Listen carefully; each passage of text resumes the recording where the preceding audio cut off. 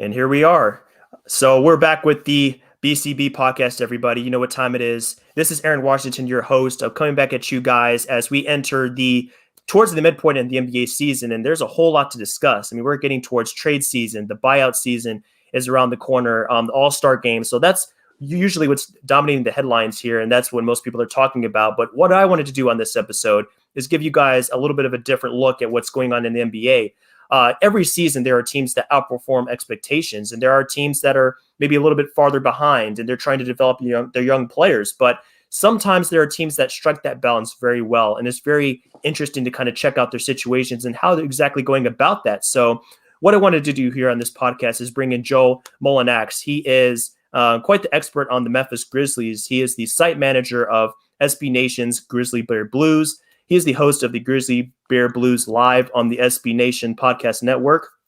So he definitely spends a lot of time with that team, and they've been doing really well this season, and I wanted to take a look at their situation here. So, Joe, thanks so much for joining me on short notice here. I appreciate your time, and I'm excited to talk about two teams that are very exciting this season, and they're really making waves in the Western Conference.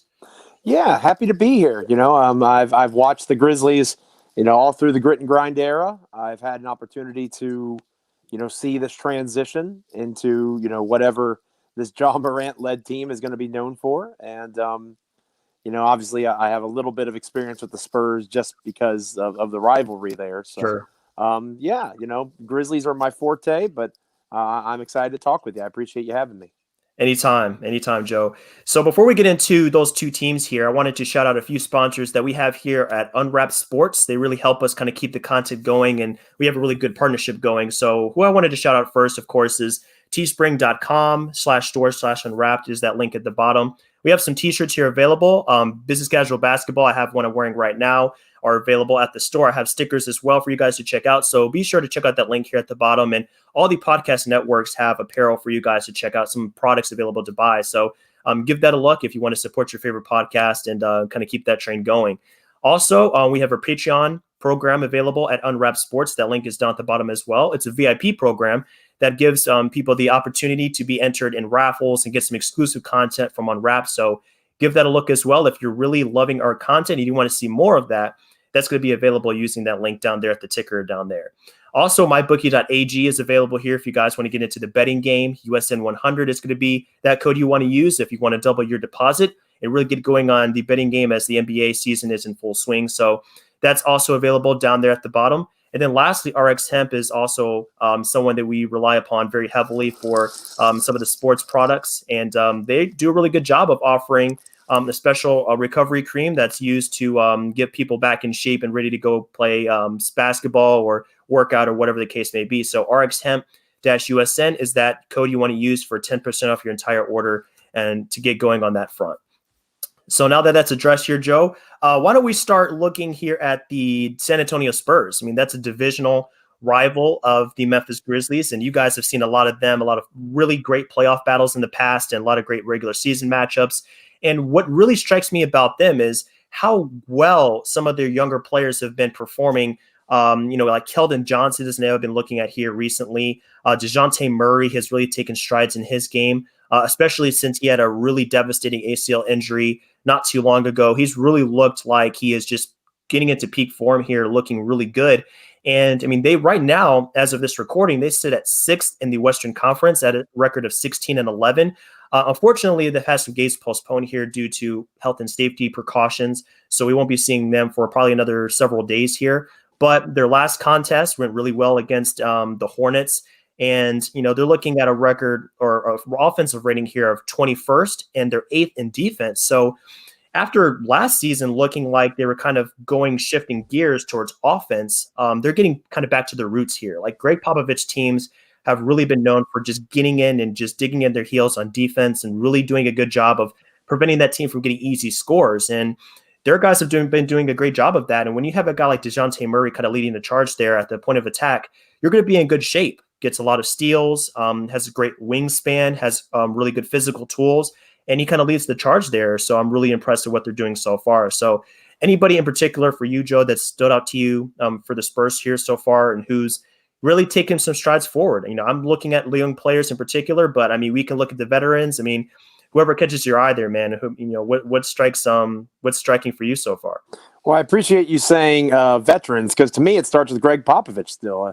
Only a fool bets against Greg Popovich. He's one of the best coaches in the NBA for a reason. He has really gotten good at finding ways to maximize the personnel that he has and develop the guys that he has. Like when you think about young cores, you don't think about the Spurs having some great young core, but you just rattled off a lot of young names there. You didn't mention Lonnie Walker IV. You didn't mention Derek White, who I don't know how young Derek White is, but he's not old. 26 in the NBA. Yeah. So, yeah, still young-ish. Youngish. 25 and under is usually deemed young in air quotes. I think the Spurs have one of the most underrated young cores in the NBA. And then you have DeMar DeRozan, who probably won't be there long term, but he's still really good at basketball. LaMarcus Aldridge is not what he used to be, especially defensively, but he can still give you some looks from the perimeter. He still seems to kill the Grizzlies with that mid-range and fadeaway game. There's a lot of talent there in San Antonio, and they're really well coached by Greg Popovich. So I think Murray is extremely talented. He's showing some growth in his offensive game. Johnson seems like a diamond in the rough. Pretty impressive the way that they operate and work in that regard. I'm really kind of surprised by the way that they have been able to grow that team so quickly and be successful. Now, there's still a lot of basketball left to be played. That, as you mentioned, they're in the health and safety protocols right now. So you don't know what they're going to look like coming out of that.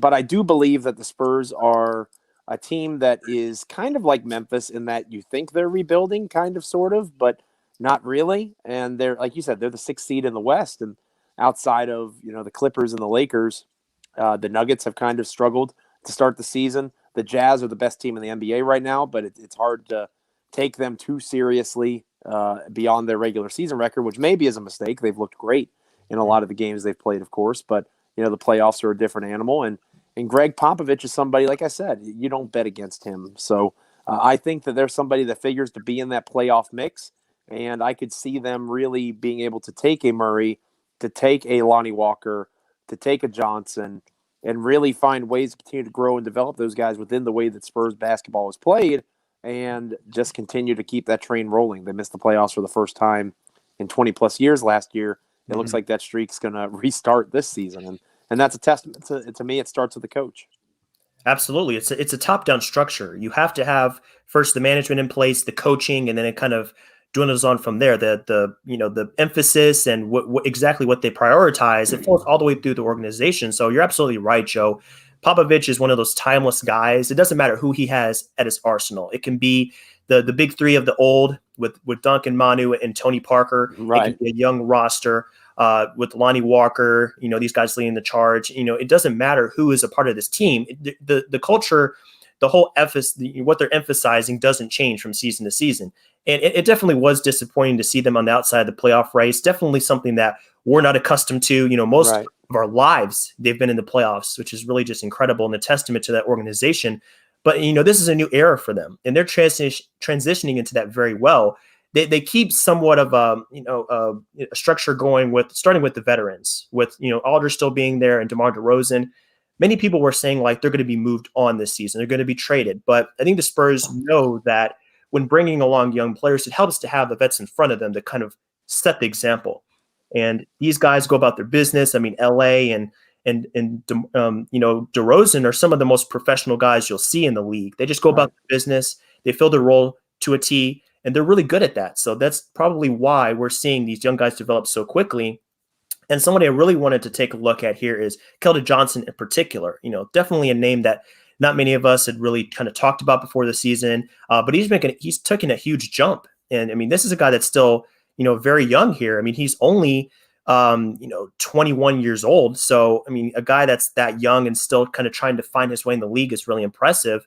I mean, he's shooting 51% from two, almost 52%. He doesn't really do too much outside the paint. I mean, he shoots 3 threes a game at 32%, but he really feasts inside. He uses his size. He's just starting 4 for them right now. He loves to attack the rim, and he gets going in there, pretty well. And another telling stat for the Spurs is their transition. I mean, I'm looking at their points per possession in transition, and they're 13th in the league. at 2.7 a game. So this is a team that's definitely going to take advantage of their athletic tools. You mentioned Lonnie Walker just previously, and I mean, talk about an athletic specimen. I mean, for him, what comes to mind for me all the time is his, dunk attempt against the Nuggets. I think it was like 2 seasons ago that it looked like it was going to be a dunk, and he transitioned into a layup, and he had the entire bench just in awe, like literally jaws on the floor. I mean, so you're talking about athletic guys. Derek White could fill that role. He's had a couple of really nice posters in his day. So this is a team that loves to run. And, when it comes to, fulfilling your potential, it comes down to like just doing what you do well. I mean, Devin Vassell is a guy that's not going to do much inside the paint, but he's going to really dominate from 3. He's shooting almost 40% from there. So popping those guys, put these players in position to succeed, and they're doing a great job. I only had the Spurs at 12th in my preseason rankings as far as seeding goes, but they're kind of blowing that away right now. So, I mean, there's still a lot of ball to be played, but I'd be very surprised if they're not at least somewhere in the top 8 because they looked really good and they're not going anywhere. The vets are going to be there, and the young guys are just getting more impressive by the game. Yeah, I would agree. I think they're pretty stacked in terms of a balance between youth and experience. And again, it starts with Popovich for me. But, I was impressed with Johnson in the game that the Grizzlies played against the Spurs recently. He's very good at getting to the basket. He gives off some Kyle Anderson vibes, to be honest with you, like an upgrade from Kyle Anderson in terms of athleticism. But in terms of his game, like you said, he's not really somebody who is perimeter-based. Until recently, Kyle Anderson hadn't been either, obviously. So I do think that there's a lot to build on there in San Antonio. And the idea of them being in a rebuild is not necessarily true because of the way that they've been able to draft smart, to take guys that fit their system and be able to teach them the Spurs way through the veterans that are in place. Patty Mills is another great example. Rudy Gay, to go from that young starting group that they have to be able to bring in those veterans on the bench, that's extremely valuable, and that's only going to continue to pay off. Absolutely. And another name that you got to look at here, I mean, he's still a fairly young player, Jakob Poeltl at 25 years old. So he falls right into that that range there, right at 25 years old. So he's quote unquote young still in this league. I think we can kind of classify him as such. And, his averages don't really stand out all that much. I mean, he's at like 6.7 points per game and 7 rebounds. But in the absence of LaMarcus Aldridge, he's been out with a hip injury for the past few games, and there's no timetable for his return right now. Poeltl is one of those guys that steps into the fold, and it's very simple what the Spurs expect from him. Just go out there and do you. Be a shot blocker, be a deterrent at the rim, be a rebounder, be physical, and that's exactly what he does. I mean, I'm in a pretty competitive fantasy league right now, 12 teams. Several times I thought about picking this guy up because I'm looking at his numbers, doubles all over the place, pretty good block totals here and there. And this is a guy that even going back to his Toronto days, really sturdy backup center, with there in the Toronto organization. And I'm sure in that Kawhi Leonard trade, they didn't want to give him up. They really liked what he brought to the table, but the Spurs are reaping the benefits right now. So he's come in and filled a void for them, and he's looked really good. So we talk about the guards all the time for the Spurs and who they have to rely on, but their front court's nothing to sneeze at either. And they're taking advantage of, some young players that have a lot to prove. They're coming in and doing exactly what's expected of them. So I want to give a shout out to that area of the team too, because they've really been quite impressive. And it goes all the way down the roster when you're looking at who's producing right now for that team. And that's important long-term in the Southwest Division when you think about it, because you got Kristaps Porzingis, who figures to be a long-term fit there in Dallas with Luka. Yeah. Obviously in Memphis, you've got Jonas Valanciunas. You've got Jaren Jackson Jr. You've got some talented bigs down there with the Grizzlies. Brandon Clark. Xavier Tillman has done some good things recently. Obviously Zion and Steven Adams in New Orleans. So you've got some big – and Christian Wood in Houston. So there are some young, talented players that have a lot to bring to the table in the front court that you need somebody like a Poeltl that can at least hold their own. Obviously, Poeltl's not the scorer that those guys are. He's not the defender or the rebounder completely, but he has the physical frame. He has the ability to hold his own, and that's really all the Spurs need him to do. Like you said, play your game and hold the line, so to speak, when it comes to playing against those other talented bigs in the Southwest. Yeah, that division has been stacked for a long time. You go and look at the teams that are in the mix. I mean, Dallas is not going anywhere, obviously. Houston is restacking their cupboard even after trading James Harden. The Pelicans are very stout still with a lot of young talent of their own. So all the way, down the board, I mean, it's competitive out there. And, I took the liberty of looking up some recent box scores. You talked about the Spurs playing the Grizzlies recently. And, I'm sure you're pretty proud of this fact that the Grizzlies definitely owned the Spurs in their matchups here so far this season. Their most recent matchup was just a couple weeks ago. And, the Grizzlies took advantage of that matchup by surprisingly 31 points. I'm sure nobody really saw that result coming. But, those two teams definitely on paper, it looks like they match up pretty well. But in these, recent matchups, it looks like the Grizzlies have just had their number. And then just looking across the roster here for the Grizzlies, it looks like their players have been it's been a pretty balanced effort. So nobody has scored more than 18 points, at least in the last matchup. It's looked, somewhere between 10 and 15 to 18 points has been kind of the story of the game for them, for the Grizzlies. But I'm just curious as to why you think it was so lopsided. Were we looking at a kind of like a flash in the pan for Memphis there, or was there really something that the Grizzlies really identified for the Spurs that served to be a weak point for them in those matchups? I think the Grizzlies are a young team, and when you're a young team that has talent, Memphis definitely has talent. You're going to have good nights, you're going to have bad nights. The night against the Spurs, they looked really good. They moved the ball well. They executed their scheme on both ends. They want to be unselfish offensively, and they want to create deflections and turnovers defensively that lead to transition opportunities. That's Memphis basketball. And they did it well against the Spurs. There's nights where they don't do it well, like against New Orleans, where the Pelicans almost hung 150 on their head a couple nights ago. Mm-hmm. So I think that it's important to understand that sometimes you match up well with a team. Sometimes you get into a hot streak against them. You know what works, what doesn't. And I'd say it's more that than anything. San Antonio just wasn't able to hang with the way that the Grizzlies were, defensing them. Memphis is running a little more zone lately. That can give some teams difficulties. If you limit the transition opportunities of a team like the Spurs, it also gives you more chances at offensive priority yourself. Obviously, there's a finite amount of possessions in a basketball game, and you want to protect yours. So I think the fact that the Grizzlies prioritize taking the ball away, they prioritize protecting it on their end as best they can.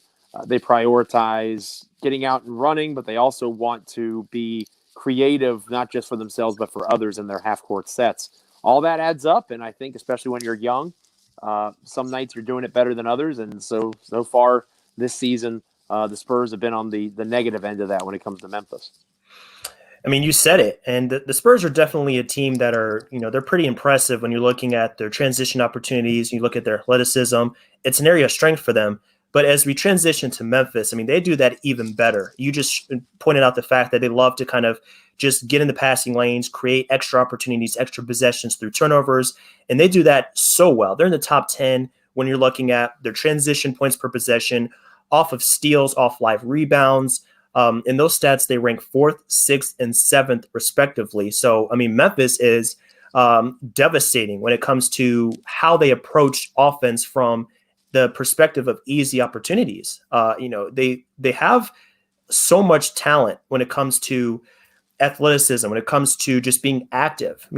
John Morant is a shining example. He will throw it down on the best of them. You have to really, you have to watch yourself if you're the defense, and he's coming into the lane. He had a monster dunk just the other night that I think ended up on the number 1 of the top 10 plays for NBA.com. So, that guy's a highlight unto himself. But you're going down the roster.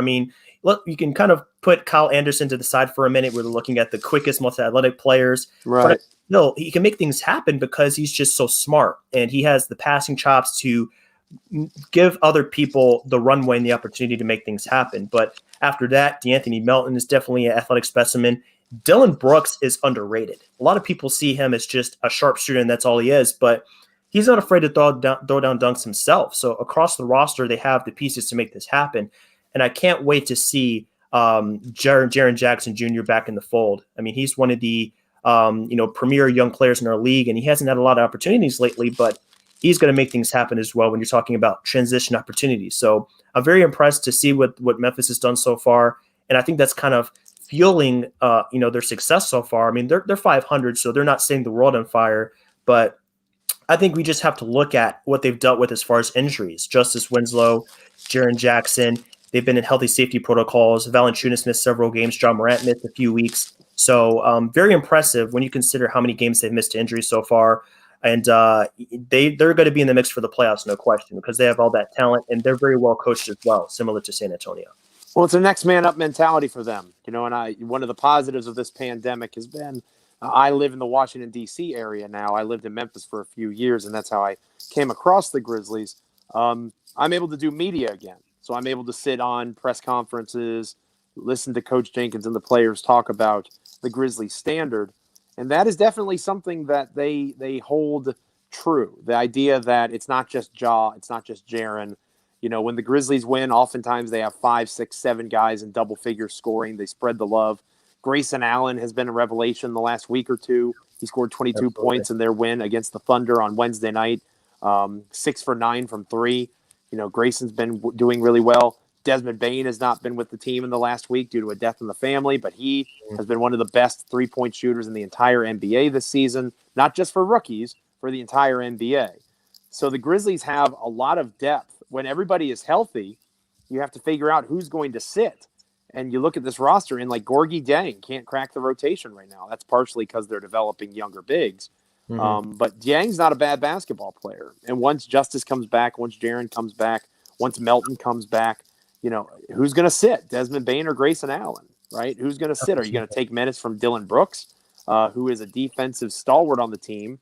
He isn't having his best season on that end, but he is somebody that you can count on, right? Sometimes the greatest ability in life is availability. Exactly. And Dylan's going to be there every night willing to take on the challenges and help provide a spark for the team when they need it on both ends. So I think that with Memphis, it's especially here in year 2 of this rebuild, they're trying to figure out who's going to be on the next great Grizzlies team. Who's going to be the guy that's going to be next to Ja Morant and Jaren Jackson Jr., hopefully. And they talk about Justice Winslow like he's a core piece moving forward, but obviously he hasn't even played a game for the Grizzlies yet. Yeah. So they have to figure out what exactly these guys are going to be able to physically do. And then in terms of supporting role, which of these guys is going to be there and who is going to be part of a future trade package, either for more assets.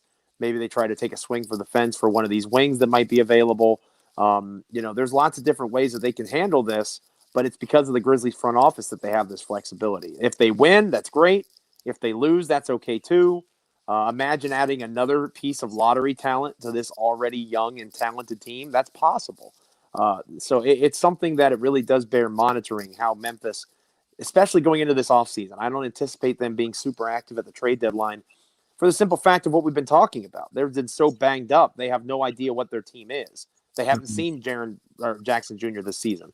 They haven't seen Justice Winslow, period. That trade happened a year ago now. And he is yet to play for the Memphis Grizzlies. Now, obviously, a pandemic happened there in the middle. It's still happening. But, he got healthy, and then he hurt his hip in the bubble, and he wasn't able to play in the bubble he was supposed to. So it's one of those situations where you want to see what the team looks like when you have all these pieces in place. So maybe Gorgie Dieng gets shipped out to a team like New York, who now needs a big with Mitchell Robinson out.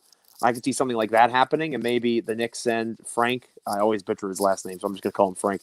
Or Kevin Knox, the young point guard for the Knicks, Frank, or Nitalinka or something like that. I know I butchered it. I apologize. Or Kevin Knox, the young wing. Those are two guys that probably aren't in the Knicks' plans long term with Thibodeau there. I don't think they're getting a ton of run or a ton of successful run at least. Right. So maybe you can pry one of those guys away, and you send Yang and a second-round pick and call it a day, and you add another young piece. So aside from something smaller like that, I don't see the Grizzlies doing anything too crazy at the deadline because they're still trying to figure out who the heck they are, and they have no idea to figure that out or how to figure that out until they have everybody back healthy, and that should happen in the next month. Hopefully it does. I mean, I've really been dying to see Justice Winslow back on the court as a Heat. Me too. And he has so many great tools, and I think he was hitting his stride in Miami once he kind of got a little bit more control of the offense. He operated as more of like a point forward. That really unlocked a part of his game that puts him in position to succeed and really exploit some of the best traits, the best skills that he has. So I'm with you absolutely. Like, he has not been a part of the team so far, but I just know that front office, his teammates, they're also bullish on him. They can't wait to see him back in the fold. But I think when we're looking at the young talent of this team, what separates them from some of the other young units in this team is the Grizzlies target in the draft. What I've noticed in the past few drafts, they go after guys that are ready to contribute. Right. Desmond Bane, Xavier Tillman, Brandon Clark, all of those players, I mean, they're a little bit older. They get to be 23, 24. as opposed to 19, 20 years old. So that definitely helps this team when it comes to being competitive in the short term. Sure, John Morant and Jaren Jackson are a little bit farther down in the development curve. I mean, they're still great players, but they have a little bit more of a higher ceiling and more of their game to discover because they're younger. But with those other players, I mean, they're plug and plays basically. And you give a shout out to Desmond Bane. I think a lot of people are kind of sleeping on this guy. Number one, because he was a later pick, number 30 in the first round in the last draft. But also, he's not one of those household names. He's not one of those super exciting players that are going to grab your attention when you're watching the TV. But, he is one of the best three-point shooters in our league. He's taking 4.3 threes a game, and he's shooting 48%. And this is not a small sample. I mean, he's played, it looks like 20 games so far. So this is something that's here to stay. A 3-and-D player, one of those guys in our league that's very valuable. And, you go down the list. I mean, Xavier Tillman was chosen 5 picks later at 35, and he has been a really good player for them as well. So across the roster, they're young, but they're not super young. They're not raw. They're not underdeveloped. Grayson Allen's another example. He's already 25. Right. He came in after a few years in college. So they're ready-made, ready to go. You can plug them in. They do their job, no questions. And that really helps them, I think, also tread water when guys like John Morant were out. A lot of people wrote you guys off after John Morant got hurt, that ankle injury. They said they're going to nosedive straight to the bottom of the conference. But contrary to belief, he came out, the players came out, and they filled that next man up mentality. So that's something else about the Grizzlies that really impresses me. They're just so professional. And part of the reason of that is because they spent time in college. They spent time getting developed, and it's paying dividends as the Grizzlies continue to be one of the better surprises and feel-good stories of the league. I would agree with that. Desmond Bane is somebody who only had one Division I offer, and it was the TCU, and that's the one he accepted. He's from Richmond, Indiana. He has a very small town story, but he's one of the most elite three-point shooters in Big 12 history. And shock of all shocks, somebody who was really good at shooting threes for 4 years in college is really good at shooting threes in the NBA. Okay. That's so shocking how that worked out, right? Right. Brandon Clark, if it wasn't for Zion Williamson, would have had the most efficient and analytics-driven, successfully seasons in the history of college basketball. Mm-hmm. Brandon Clark was number 2 to Zion Williamson's number 1. Brandon Clark was number 4 on my big board that draft, behind Zion and Ja and RJ Barrett. And Brandon Clark falls all the way to 21, and the Grizzlies trade up and get him. And that's a massive win. So Memphis wants guys that have a chip on their shoulder. They definitely have a type. You're exactly right about that. They're looking for analytically driven players who have had a lot of success in college. They want guys that are able to create for themselves. They also want guys that are able to run and be part of the system that's going to fit what John Morant is so good at. They are looking for a specific type of player who is self-made to an extent. They have maximized their ability. They have shown the willingness and the propensity to work. Potential is great, but it's also, especially in a market like Memphis, where you're not going to bring in a bunch of superstars and free agency, when you get a fortunate opportunity like they did to move up and take Ja Morant, you want to start surrounding him with role players that are going to make him better so that Ja wants to stick around long term. And I think that's exactly what they've been really successful doing, especially this past draft. The guys they took, Bane and Tillman, they're going to be here for a while. They're going to be on cheap deals. The 30th pick in the first round is the cheapest first-round pick there is.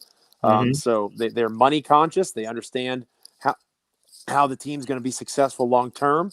And they know that they're eventually going to have to pay guys like John, Jaren, and they want to find ways to keep these other pieces like a Bane, a Tillman, a Clark around them as long as possible without breaking the bank. Because I think Memphis will be willing to pay up to the luxury tax, but being one of the smallest, if not the smallest markets in the NBA, they're not going to be a luxury tax team. So I think that they're going to be flirting with that line here in a couple of years, and they want to try to figure out by that point who's going to stay and who's going to go in terms of maximizing what Jaren and Ja do best. You really hit on that point about the Grizzlies being a cost-conscious team, and that's an unfortunate reality of some of the smaller markets that we see. The Indianas, the New Orleans of the world, Memphis, they can't operate the same way that New York does or LA. Those teams have many more resources at their disposal, and that's just the way it is. I mean, some people can look at that and say it's unfair, but others would say it's all about how you use your resources. It's not necessarily the hand you're dealt, it's what you do with it. And the Grizzlies are really good about that. When you're looking for cheap talent, you said it. I mean, you're looking at later picks in the draft. That's the best way to acquire such talent. And I'm looking at their cap sheet right now. Desmond Bane is owed $2 million for the next 2 years, each of the next 2 years.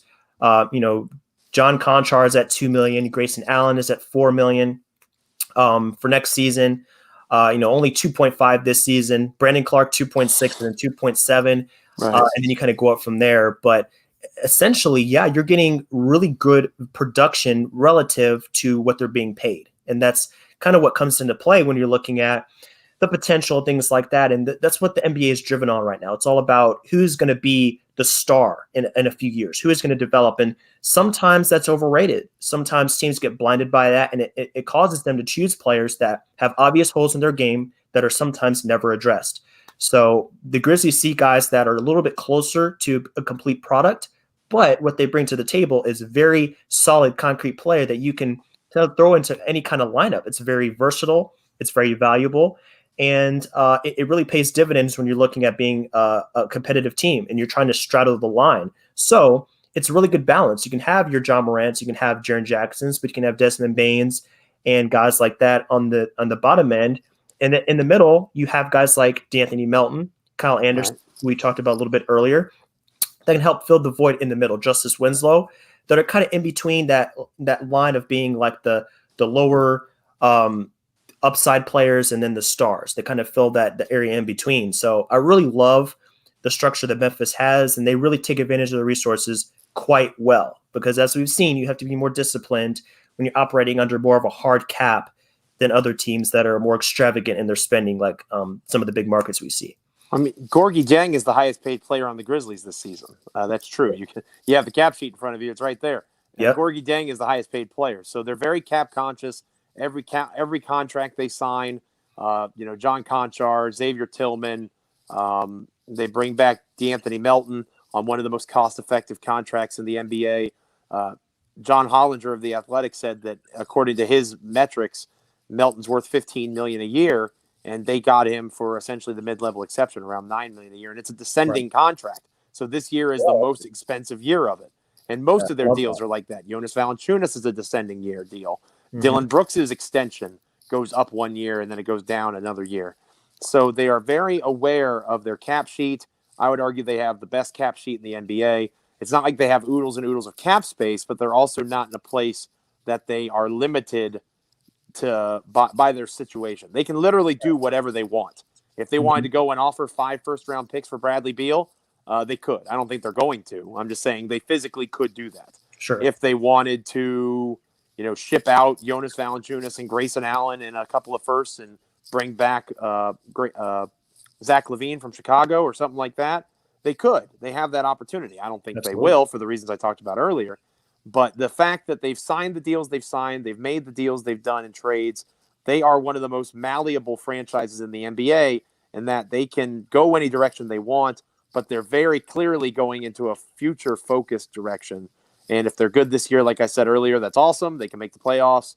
They don't owe anybody any picks or anything like that, so that'd be great. If they don't make it, they're in the lottery. They have a lottery pick. If they don't make the playoffs, the last time they were in the lottery and they had the pick, they kept it. They moved all the way up to number 2. That ended with John Morant. The odds have flattened in the lottery, so it's not like it's a big thing to tank anymore. You could be the 8th team in the lottery and move up. True. So there's incentive for them to do things the way that they've done them, and they've executed it pretty well to this point. They absolutely have. Touching on their draft capital for a second, you mentioned that. I mean, they have all their first-round picks from now till 27. And they also have some picks that are, a part of a deal with Utah. So they're protected 1 through 7. The Mike Conley trade, yep. Yep, exactly. So that kind of goes along and gives them some extra ammunition. And then they have most of their second-round picks as well going forward, along with a smattering of other picks they've acquired from other teams. So their cap situation, their draft capital, their development structure, it's all looking really good. And it's all about balance for Memphis. That's kind of like the recurring theme. And they have options. And that's pretty much the best place you can be in the NBA. Some people will look at their place in the standings to see that they're 12th, or rather, they're 500, and say like, well, where are they going? They're on the treadmill. They're mediocre. But as we talked about, they've had injuries, which have kind of sapped their some of their output a little bit. And then this is not a team that's supposed to win a championship or anything. Like, they're not built to win now. John Morant's in season 2. I believe Jaren Jackson's in 3. So, I mean, they have guys who are still on rookie deals. They're still trying to figure some things out. And then you mentioned before, they're trying to figure out who they want to keep long term. So this is not a finished product. Right. They're trying to figure out who's going to be a part of this core. And I love that next season, Gorgie Deng's contract comes off the books. So there's a cap hold there of $25 million that goes away if they want to renounce him. And then they have all the room in the world. I mean, John Morant's not even extension eligible until, I believe, next year. Right. So, I mean, they have time on that one. Jaren Jackson's a different story. They're going to have to figure that out. But it's fascinating to look at their situation because not many teams strike a better balance and are more kind of complete from top to bottom than Memphis. So credit to their coaching staff, their front office. And I love how they're approaching all of this. So maybe a question for you looking farther long-term, kind of like a two-parter. Jaren Jackson, like, how do they deal with his contract extension? And then also for Justice Winslow, team option for him that amounts to, I believe it's $12 million. Does he let that go and become a free agent considering his injury issues? You have any thoughts on those going forward? I think that Justice Winslow has to play for them to opt into that team option. If he can't play the rest of the year, I think they'll opt out. And it's possible they opt out anyway, just to sign him to a more advantageous long-term deal. If they think 4 years, I don't know, $72 million, which I don't know that I would do that. But just giving that as an example, if that gets Justice locked down long-term, if they believe in him that much, that might be something they want to do instead of the team option. Or maybe they do opt into the team option and just add years to the end of it, like they've done with Zach Randolph in the past. Previous front office did with Zach Randolph. As far as Jaren, that's an interesting question.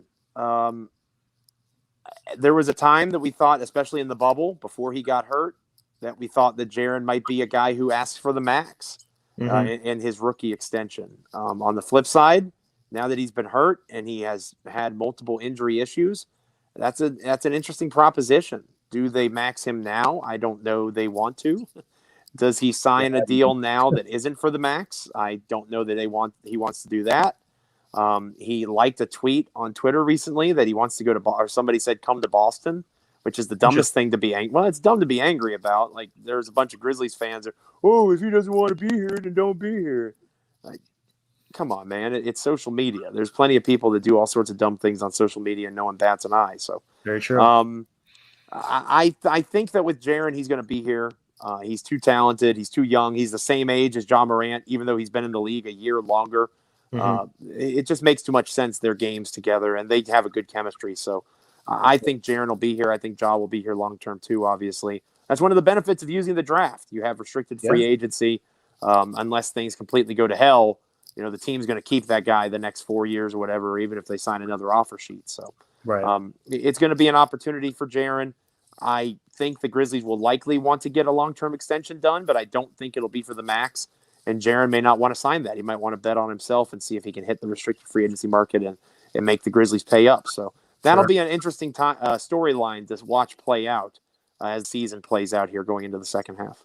Absolutely. And, we're talking about here the future, and, we can't get too ahead of ourselves because that's, coming later. And you mentioned that Justice Winslow probably won't get, the team option picked up if he doesn't play at all, because that's a significant injury risk.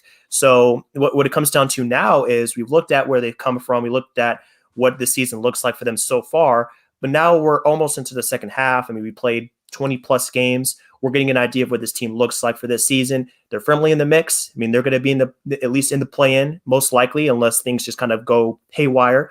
But as of right now, they're 500. They look really good. Ja Morant, I think it feels like he's still kind of getting himself back after the injury. I think he was fantastic before the ankle injury, and then he was a little bit worse kind of afterwards. Right. So he might still be trying to kind of get himself together. But, interested to hear your thoughts on like the outlook of this season. This is probably going to be where we kind of finish up our conversation. But just looking at what the next, 40 or so games might look like for them, 35 games or so, and how things might turn out for them. So if Jaren Jackson returns, hopefully, if Justice Winslow can get back, which his situation is really weird to me because I heard that he was going to try to make his return this month, like later this month. That hasn't happened. So not sure if you've heard anything else on his front. No. I mean, that's about the same thing I've heard. He came out, he did a press availability saying his goal is to play this month. which obviously we have about a week or so left in the month. So logic would assume that he'll be back in the mix at some point. I think for this season, this is the last season that they don't really have any expectations. Again, like I've kind of been alluding to throughout our conversation, the idea of them being a playoff team is great. Like that would be cool if that happens, but it wouldn't be the worst thing if it didn't. They're young. They have all the injury concerns. They had the health and safety protocol issues. The Lakers, the Clippers, they're still set dominant teams in the Western Conference that, would obviously be in front of Memphis. The Grizzlies have set themselves up to be good in the post-LeBron era because LeBron James can't do this forever, right? There's eventually going to be a time where LeBron is gone in the next few years, you would imagine. And, John Morant will be on his second contract and Jaren Jackson Jr. will be on a second contract. And you look at, it'll be the Pelicans and the Mavericks and the Jazz may still be along with Mitchell and Gobert. And, the Trailblazers may still be good. There's places and pieces that the Grizzlies are positioning themselves to be a squad that jumps up as, the Lakers and the Clippers and Golden State fade away as their great stars leave. And, the Grizzlies once come of age. I mean, their two best players are 21 years old, Jaren Jackson Jr. and John Morant. So it's hard to really say that they are a finished product or that there should be expectations. When your two best players just recently in the last 12 months earned the ability to drink in the United States of America, you probably can't say that you should have expectations. So I think that they're in a place where after 2 seasons of Ja, the playoffs will be expected. But this year, what is expected is accumulating data on who they think can play alongside Ja and Jaren long-term. And it's also expected to see continued growth and improvement. And that's what they need to focus on. Absolutely. For the Grizzlies, I mean, their outlook, at least for this season, looks pretty promising. And then going forward, it does as well. And they can afford to be a little bit more patient, bide their time, and then see who they want to kind of take forward. But I think what we kind of both landed on in our conversation is essentially the Grizzlies just manage their resources really well. Right. And they have a great development structure. And that's allowed this team to be 500, to be competitive, to give, to take down some of the better teams in the league and cause upsets, while at the same time, just being a great hub for younger players to kind of find their niche in the league. So I can't wait to see how Memphis kind of progresses forward from here.